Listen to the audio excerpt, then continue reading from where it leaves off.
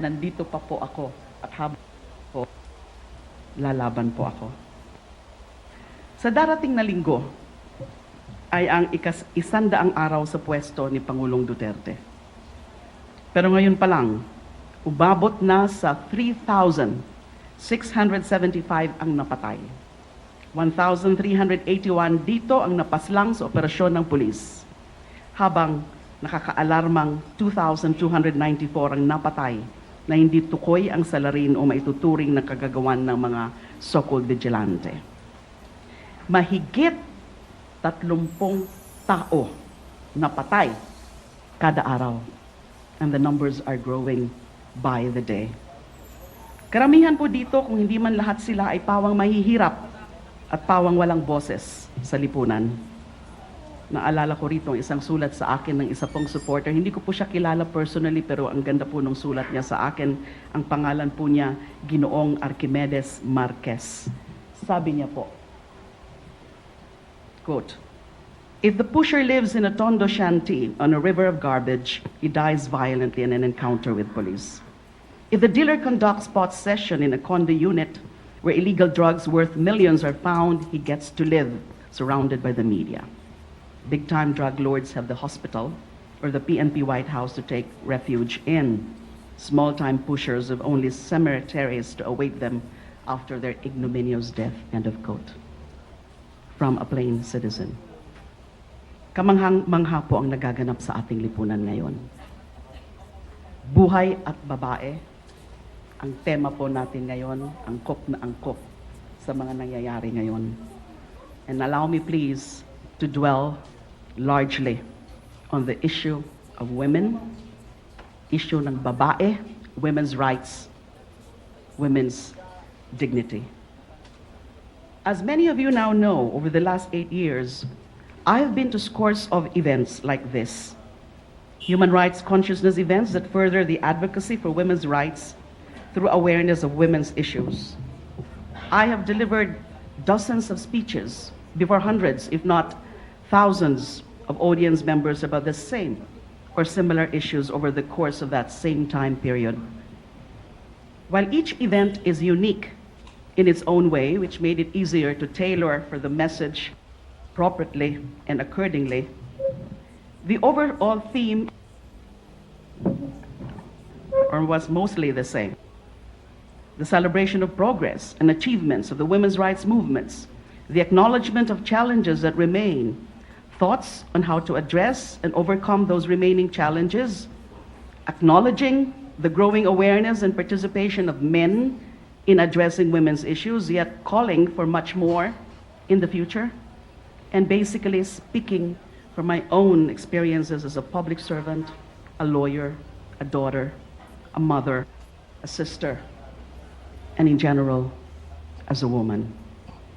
But this year, this event we're holding at this very moment, coming off of my experiences this last few months, iba po ito.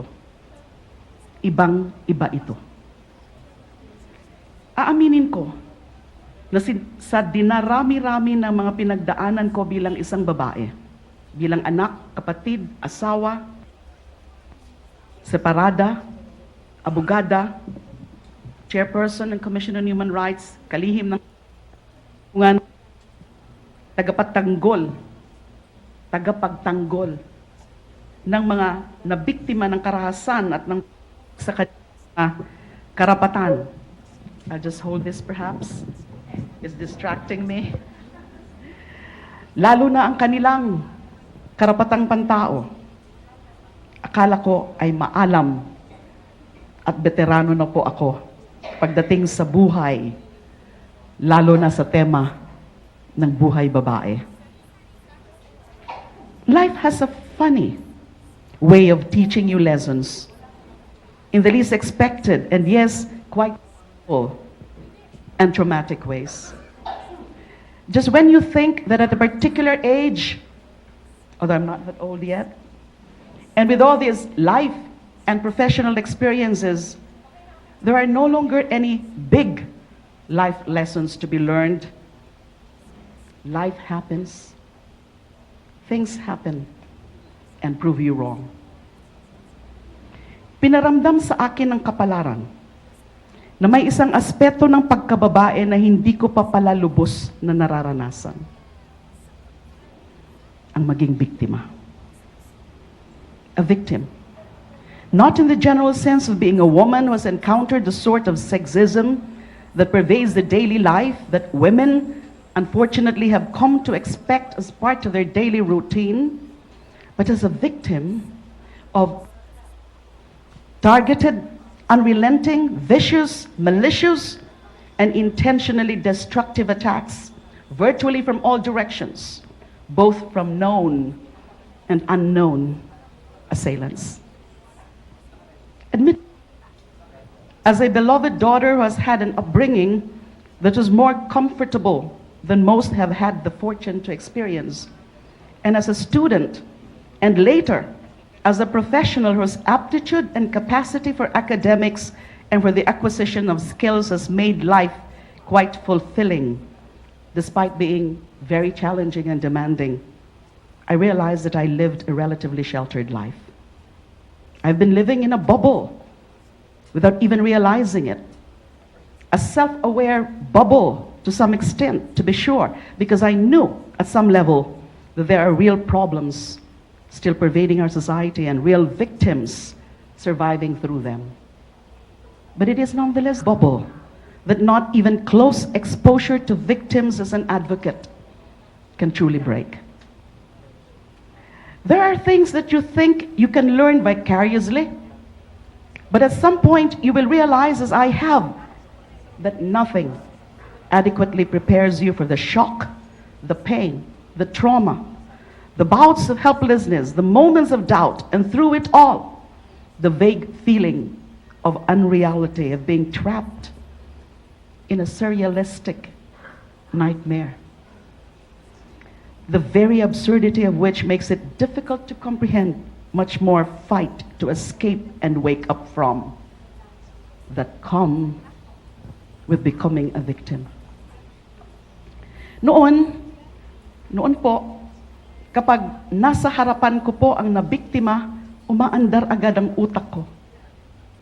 Ano ang nangyari? Bakit nangyari? Ano ang pwede gawin para mahinto ng tuluyan ng pang-aabuso? Ano ang dapat pang mangyari at gawin para huwag nang maulit ang pang-aabuso o managdagan pa ang mabibiktima? Sino ang dapat managot? Etc. etc. Ako mismo, mabilis po akong kumilos. Umaandar ka at tapang ko. Pag natuon ko na ang karapat dapat gawin, aksyon agad. That's what I would normally do. I normally am an action woman. But when I was on the receiving end of a relentless slew of blow after blow of unmitigatedly unfair, underhanded, and out-of-bounds lies and attacks against my humanity and womanhood, I met a part of myself that up to that point, up to this point, I didn't know existed. Yung parte ng pagkatao ko na napapainda sa mga suntok ng kalaban. Yung parte na napapahinto at napapatahimik paminsan-minsan, lalo na kapag wala sa mata ng publiko. When I was in the privacy of my room at night, only with my favorite dog, Coco.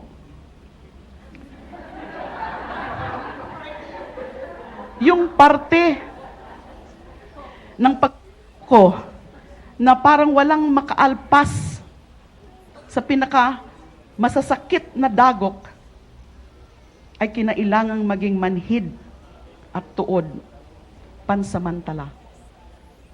Opo, maging manhid pansamantala. It's definitely a darker side of me. The woman who has had sleepless nights, the woman who sat and contemplated what had she done to deserve such treatment. Days, the woman who began to believe that maybe, just maybe, this is punishment for daring not just to be human, but to be a woman. The woman who was driven to such frustration that she was forced against her act and speak in public without the filter of the professional, quote unquote. Just like what you saw the other night when I was ganged up in that hearing by men. But she is definitely, this part of me is definitely a part of me. And I am privileged, I must tell you, to have met her. For she is also the survivor in me. The one who, after those dark moments, somehow found another reserve of strength to tap from in order to fight and counter the submission hold she found herself momentarily trapped in. Kumbaga sa martial arts, she is the ultimate fighting champion in me because more than just a pony. For she is also the side of me who found the capacity against all odds to find forgiveness for those who were forced to tell lies against her and betray her. Hindi ko na naman po alam kung sino-sino na naman ng mga ipapaharap bukas dyan sa House Inquiry na yan na maglalantaran na magsisinungaling. For she understood, that part of me understood what it felt like to be helpless, to be held against her will, to be victimized. For she is the side of me that accepted that she is, after all, a woman, and that is nothing to ask anyone's forgiveness for. She can be vulnerable, at times frail, at times longing for love, human contact, and human expression. Yet, and precisely by accepting those side of her, she, at all times and no matter what, will never be any less of a person, no less of worth to any man or any other woman. She is the side of me that realizes that there is no need to be ashamed or be silent about the parts of her that make her a woman. But also, and perhaps more importantly, the one who realizes that there is no need to break that silence just to satisfy others' voyeuristic desires.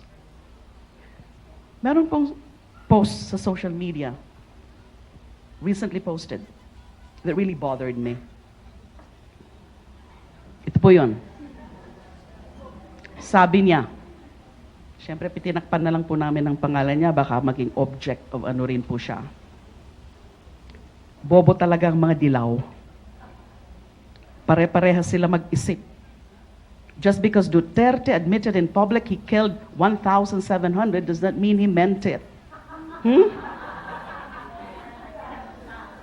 Ako ba, pag sinabi ko na nang-rape ako na 1,700 women to boost my masculinity in public means I actually raped 1,700 women?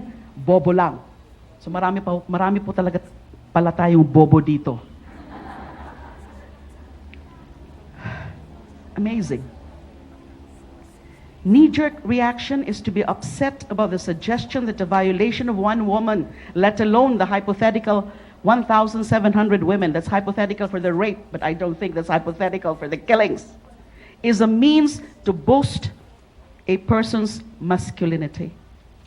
Even more upset to think that there are actually living, breathing organisms occupying space both in the physical world and in the cyberspace who actually think that this is acceptable reasoning. To say nothing of those who press the like button. Sana walang mga nagla-like sa inyo sa mga ganyan na mga kagaguhan. Knee-jerk reaction is to scream at the top of my lungs that women are not instruments of any other person's sense of completion. We are not objects. We are not means to achieving other people's satisfaction. Hindi tayo ari na gagamitin para himasin ang pagkalalaki ng mga taong kulang sa pag-iisip, kulang sa pagkalalaki, at kulang sa pagiging tao.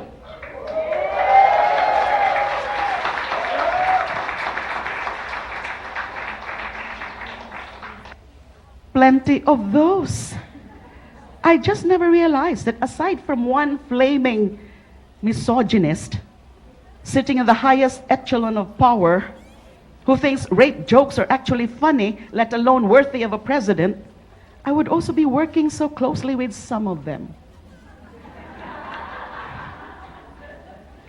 I have had to sit there and roll my eyes to the ceiling as unparliamentary innuendos about the Visayan term libog and the surname of a lawyer for a witness being malaki were made in the middle of a serious matter in order to satisfy their phallic obsession, or perhaps more accurately, insecurities. But I realized that that's how they get to us. We are lulled more. We are lulled by humor. Women's issues are trivialized by jokes. Pwede ba natin makinig kayo? Sound, please. Audio.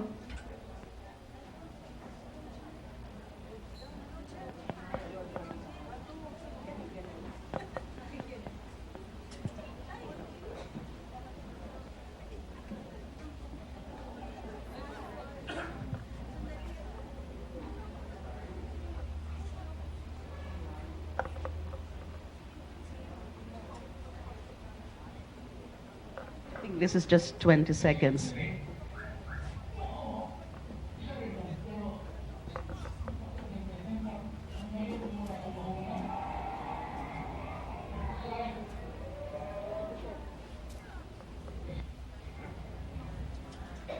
Any other woman would have lost her throat. Why do you not get up? That's our president.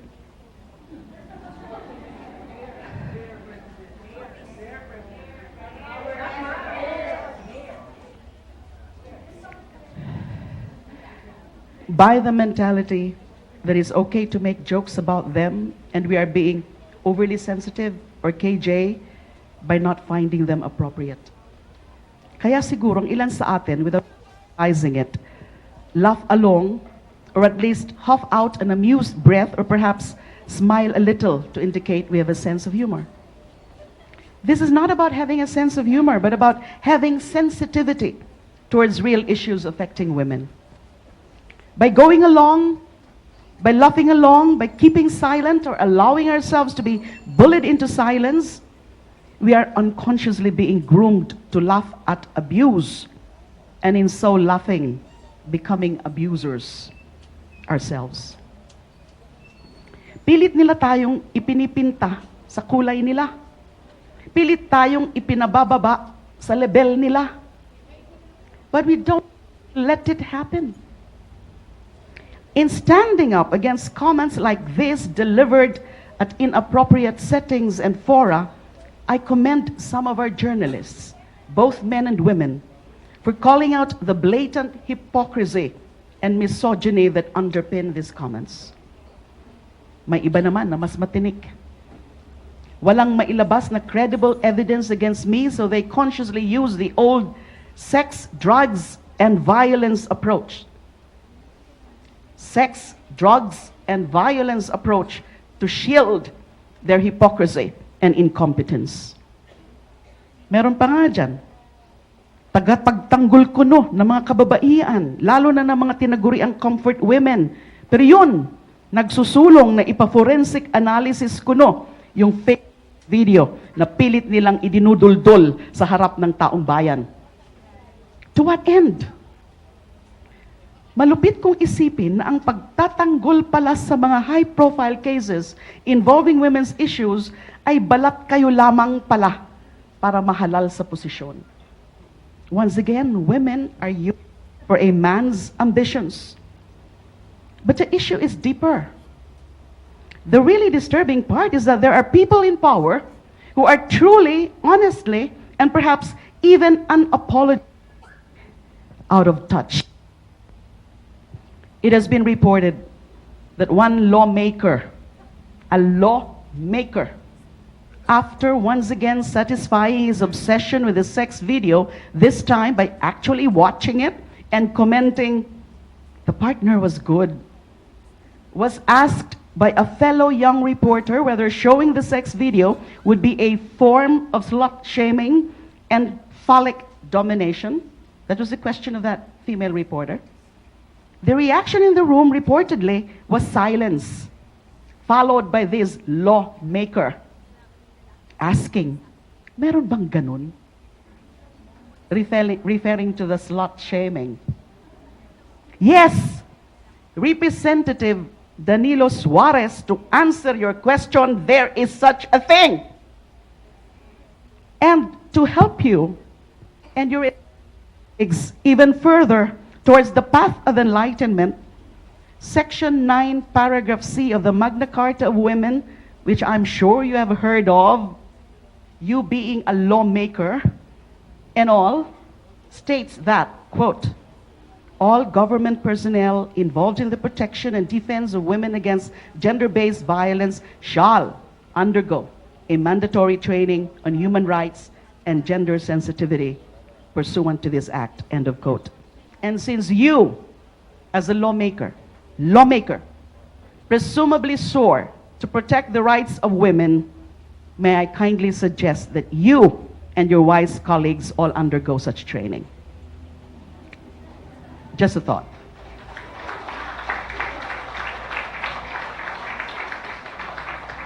Maybe in your wisdom, you'll ask about it so that next time, when a young reporter asks you about slut shaming, you wouldn't be caught with your pants down again, so to speak.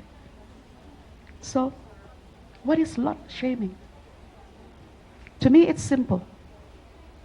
It's making us women ashamed of an essential part of our being, our sexuality. Not because only women have or experience it.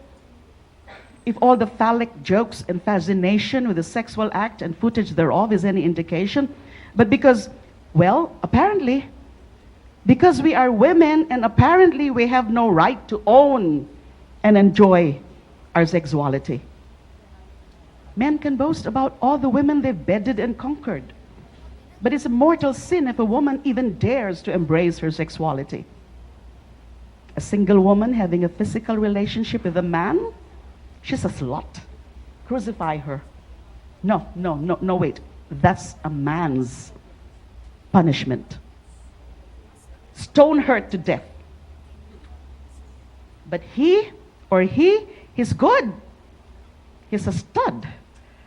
Is there a vacant government post that we can elevate by his election or appointment? Because obviously there's a born leader right there. There's also a socio-economic divide, if you will notice. Women who have means or are favorably situated can get an annulment or divorce from abusive or otherwise incompatible partners. They can shed the stigma of being so-called adulterers or unfaithful to an extent, though not completely. But heaven forbid, should a woman live an abusive husband or be abandoned by her husband or otherwise separate from her husband without any means to obtain a legal or church annulment, and yet dare to try to find happiness in another relationship, she will be labeled, she will be judged, she will be maligned, she will be vilified, she will be measured as being less, whatever that means, no matter the circumstances. As for men, in some people's eyes, they need not even bother with the legalities or it is, and they would still be revered for their so-called virility. Apparently, we're good enough for pleasuring our partners, giving birth to our children, taking care of them, but heaven forbid we actually dare to own our sexuality, to find pleasure in human relationships and contact.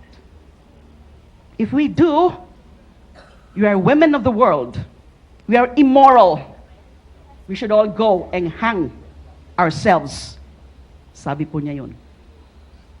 No, you don't own us.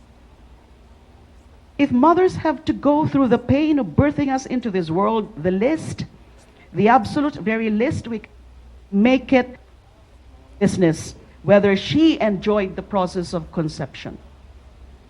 It is no one's business but a woman's, and to some extent her partner's, but ultimately her. Contemplating the social media post I mentioned before, yung pinakita ko po kanina, I realized something. This person, that person who posted that, might not be stupid. In fact, the blatant crassness might be hinting not so much at appalling sincerity, but sarcasm. It's easier on Reddit than Facebook, for example, because enters there appear to use the sarcasm button more often, whereas this post is vague. It's perfectly phrased to garner as many reactions as possible from all sides. You can like it if you actually agree, you can get angry if you don't, and you can laugh at it if you actually manage to discern the irony and the sarcasm. Because just as our victimizers have learned the craft of weaponizing humor, so did our supporters.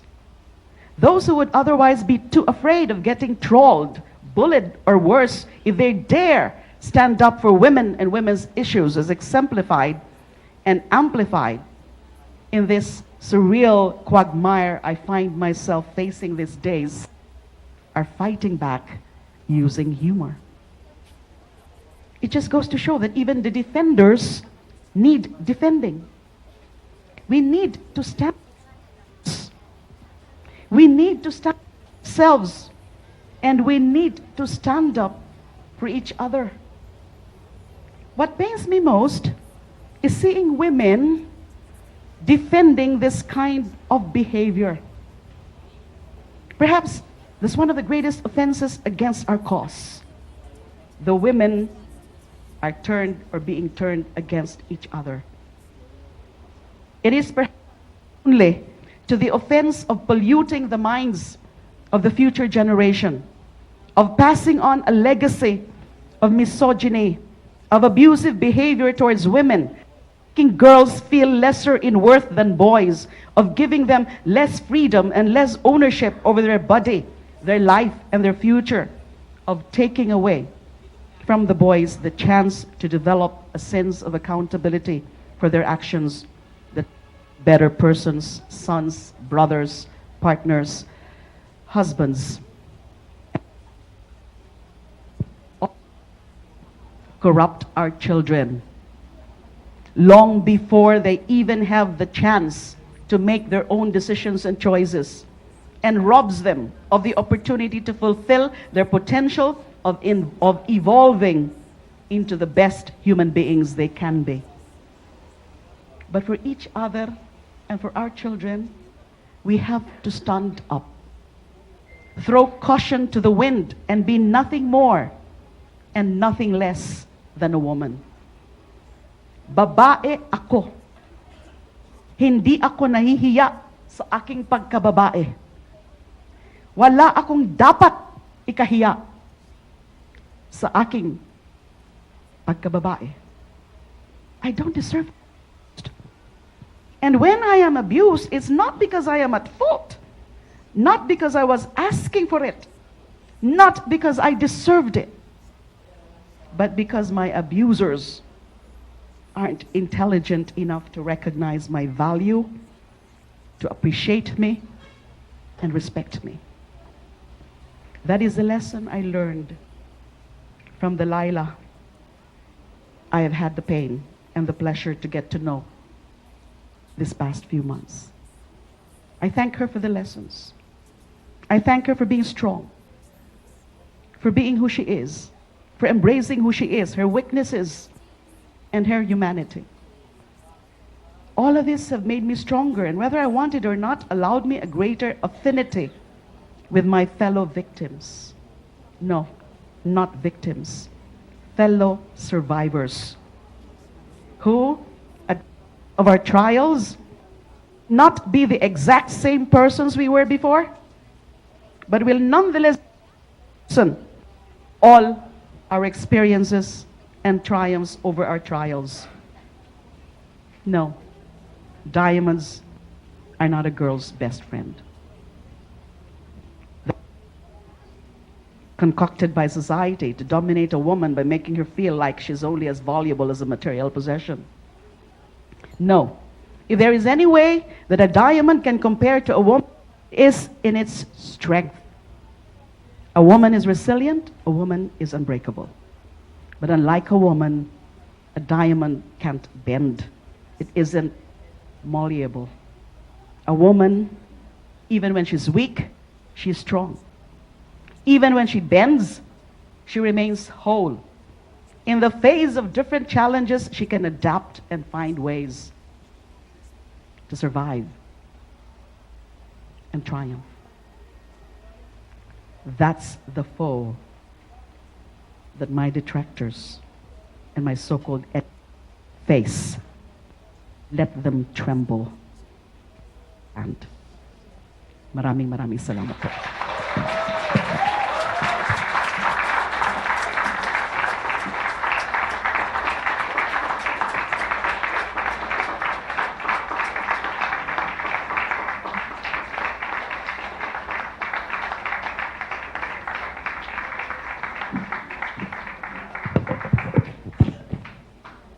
Thank you so much, Senator De Lima. I've never heard that kind of moving speech in my whole life, and I'm sure you feel the same, no? And we now have a panel on women reflecting on life and dignity. And for the interest of time, because we really need to ask Senator De Lima respond